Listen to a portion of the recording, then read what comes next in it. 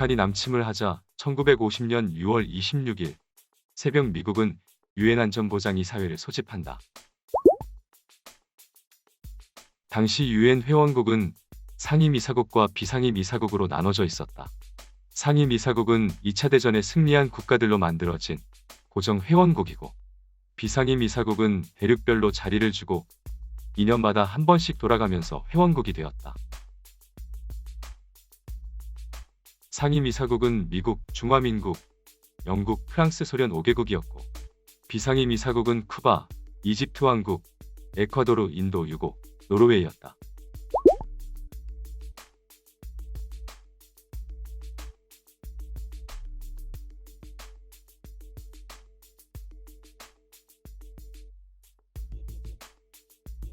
당시 유엔 안전보장이사회 회의에 소련은 참석하지 않았다.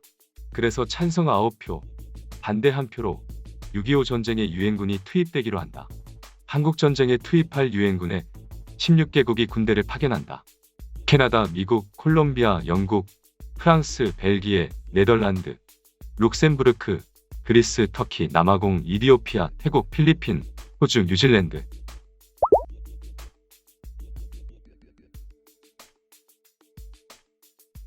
상황이 어려워진 이승만 대통령은 당시 도쿄에 있던 극동 지역 방위사령관인 메가더 장군에게 전화를 건다.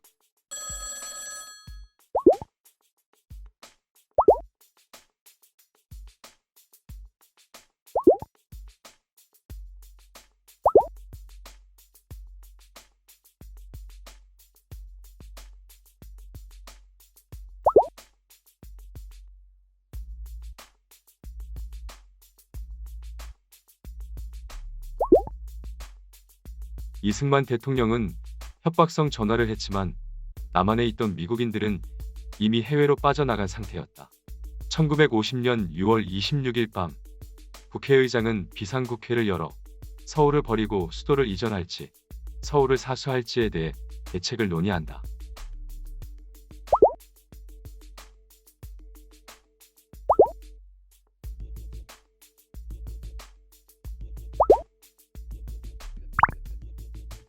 (1950년 6월 27일) 새벽 아무도 모르게 이승만 대통령은 열차를 타고 대구로 피난을 간다.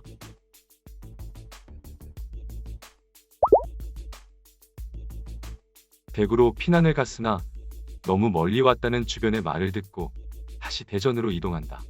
비상국회는 밤샘 회의를 하고 서울을 지키기로 결론을 낸다.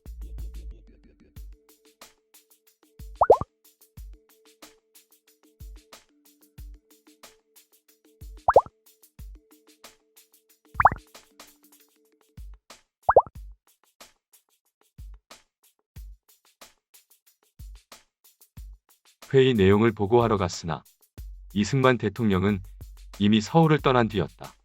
대전에 도착한 이승만 대통령은 라디오 방송을 준비한다.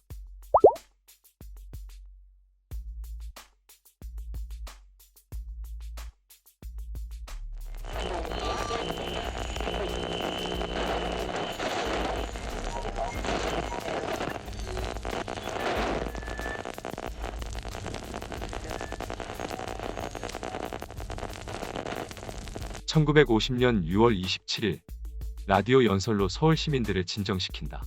하지만 당시 라디오 연설은 이승만 대통령이 대전으로 피난을 간 후 대전 방송국에서 서울에 있는 것처럼 미리 녹음한 내용을 저녁 9시 라디오 방송으로 송출한 것이었다. 하지만 그 시각 북한군은 의정부를 넘어 서울에 들어오기 직전이었다. 당시 전방은 1사단, 7사단, 6사단, 8사단이 지키고 있었다. 옹진반도는 고립으로 인해 버티지 못하고 바로 후퇴한다. 6사단과 8사단은 산악지역이라 나름 버틸 수 있었다. 당시 상황에서 가장 위험한 지역은 7사단 지역이었다. 7사단 지역은 산이 적고 길이 넓은 편이었다. 북한군은 동두천, 포천 라인을 거쳐 의정부를 지나 서울로 오고 있었다. 7사단이 막기에는 병력도 부족했고 소련제 탱크를 막을 방법이 없었다.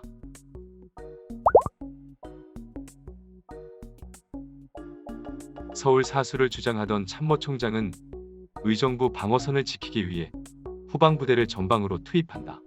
하지만 북한 탱크와 병력을 막기에는 부족했다. 결과적으로 실패를 하고 의정부 방어선은 무너진다.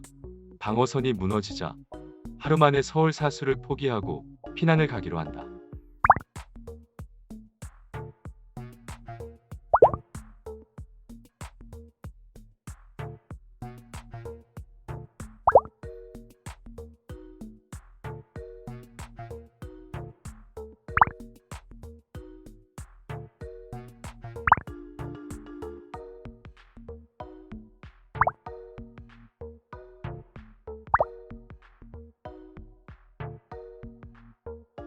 (1950년 6월 28일) 새벽, 장관, 국회의원, 대통령, 정부 인사들은 한강을 건너 남쪽으로 피난을 간다.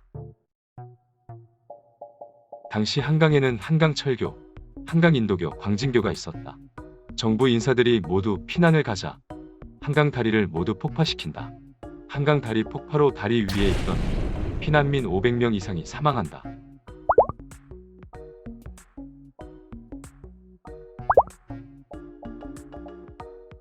한강 다리가 폭파되면서 한강 북쪽의 시민들과 병력은 고립이 된다.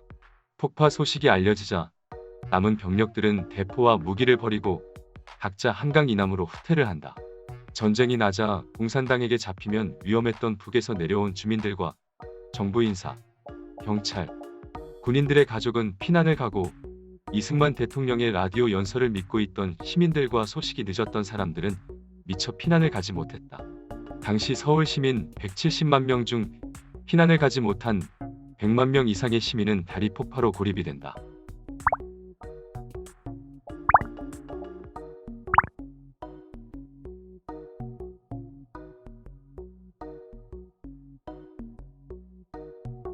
남아있던 서울 시민들은 살기 위해 공산당 만세를 외쳤다.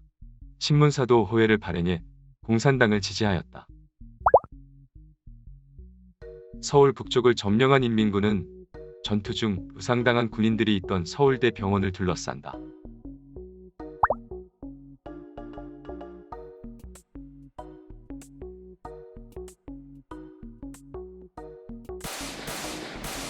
북한군은 병원을 지키던 경비대와 부상당한 군인, 환자, 가족, 의사, 간호사 등 저항할 수 없던 사람들을 병실마다 들어가서 사살한다.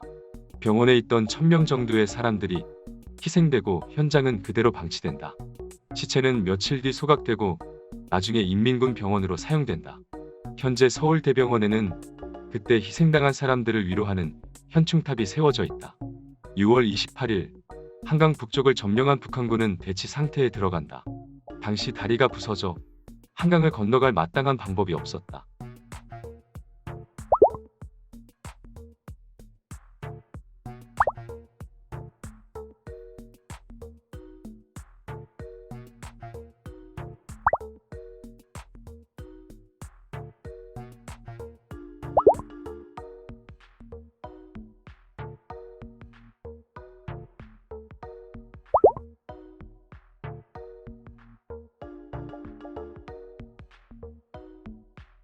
서울을 점령했지만 춘천 지역은 국군이 버티고 있어서 합류가 늦어졌다. 북한군은 탄약과 보급 부족, 한강을 건너지 못하고 서울에 있었다. 다른 한편으로는 빨치산의 후방 교란을 기다리고 있었다. 6월 29일 일본 도쿄에 있던 메가더 장군이 수원으로 온다. 대전에 있던 이승만 대통령도 메가더 장군을 만나러 수원으로 간다.